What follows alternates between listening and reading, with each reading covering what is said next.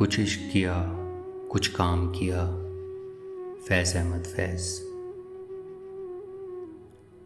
वो लोग बहुत खुशकिस्मत थे जो इश्क को काम समझते थे।